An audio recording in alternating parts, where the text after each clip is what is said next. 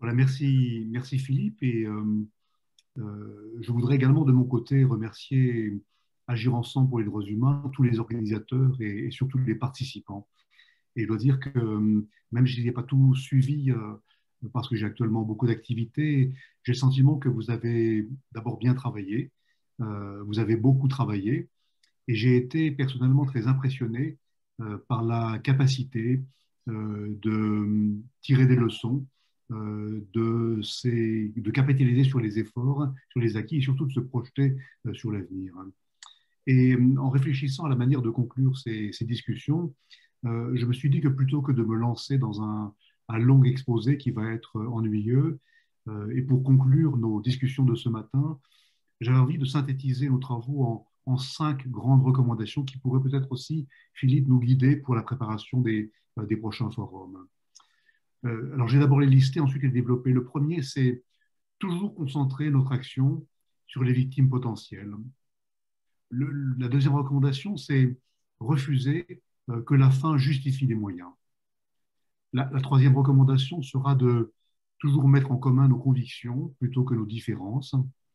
La quatrième recommandation serait de joindre nos efforts pour construire un réseau encore plus efficace de défense et de protection.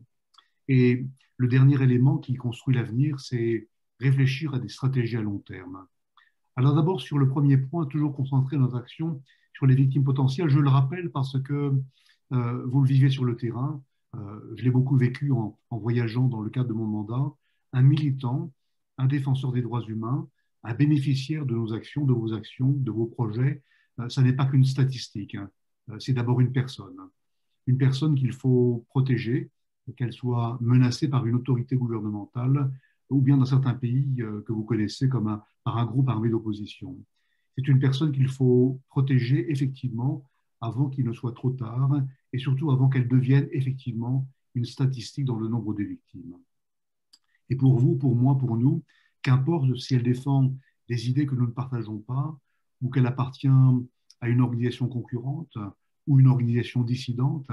Et je sais que dans un certain nombre de pays, cette idée n'est pas simple, surtout pour des défenseurs qui sont emportés dans un de ces conflits internes que connaît la région. Et dès lors que l'un de ces défenseurs est menacé, il est pour moi, pour nous, une victime potentielle et nous avons un devoir immédiat d'intervention qui transcende toutes les querelles.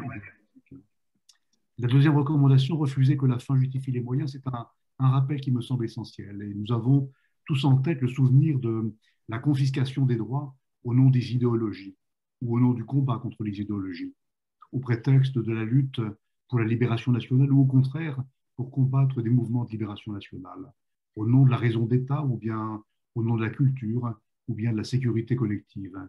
Et nous devons, nous, défenseurs, être à cet égard sans équivoque. Les droits de l'homme pour nous doivent être protégés en tout temps. La torture ne doit jamais être autorisée. La peine de mort doit être abolie partout. Un mal ne peut jamais être justifié par un autre mal. Et pourtant, c'est bien ce que vivent actuellement les défenseurs que vous connaissez, qui sont menacés, qui sont assimilés à des terroristes, hein, accusés d'être des agents de puissance ennemie, financés par des fonds occultes. Et notre rôle en tant qu'organisation, c'est bien de veiller à ce que le droit ne soit jamais instrumentalisé, que les libertés ne soient jamais suspendues et les organisations menacées au prétexte d'une raison d'État qui justifierait l'utilisation des moyens.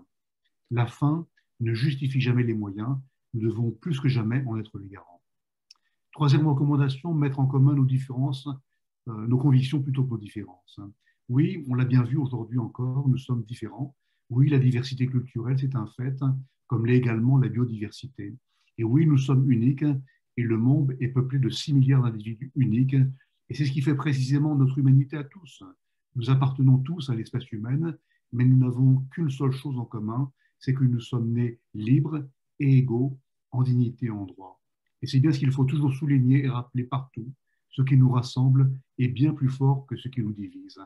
Et notre humanité commune nous rassemble, elle ne nous divise pas, et c'est bien ça qui rend les droits de l'homme universels.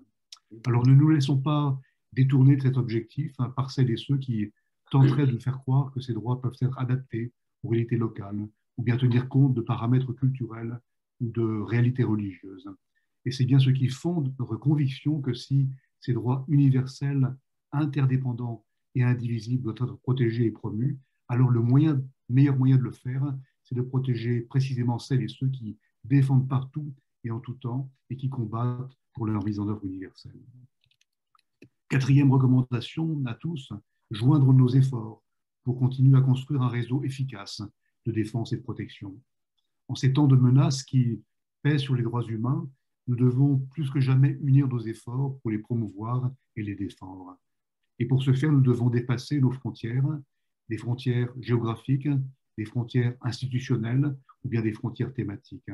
Un monde globalisé, je le rappelle, appelle une réponse globale, exige des partenariats renforcés, aussi avec les gouvernements, aussi avec les organisations internationales et les INDH, les ONG, les mouvements populaires, les universitaires, les artistes, les syndicalistes, les organisations de femmes, les organisations écologiques ou qui défendent l'environnement.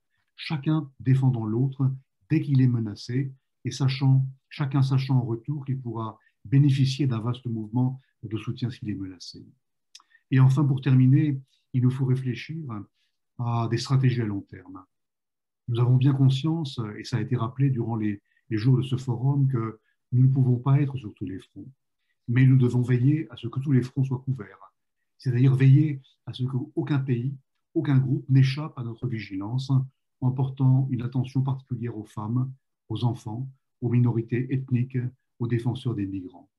Ceci exige le développement de stratégies à long terme sur lesquelles c'est ensemble que nous devons réfléchir. Les organisations internationales ont leurs propres mécanismes. Les États développent des stratégies qui leur sont propres. Les ONG des droits humains ont développé leurs mécanismes de protection quand un défenseur est menacé. Mais c'est peut-être plus ensemble que ces stratégies doivent se réfléchir et ce forum interassociatif est pour moi probablement l'un des lieux privilégiés dans lesquels nous sommes invités à confronter nos programmes pour mieux les concerter, éviter les duplications, développer les synergies et développer des réponses appropriées aux menaces qui pèsent sur les défenseurs. Et je voudrais simplement conclure ces quelques mots en vous redisant ceci. Rappelons-nous qu'ensemble, nous sommes plus forts, plus solidaires, mieux protégés et certainement plus efficaces. Je vous remercie.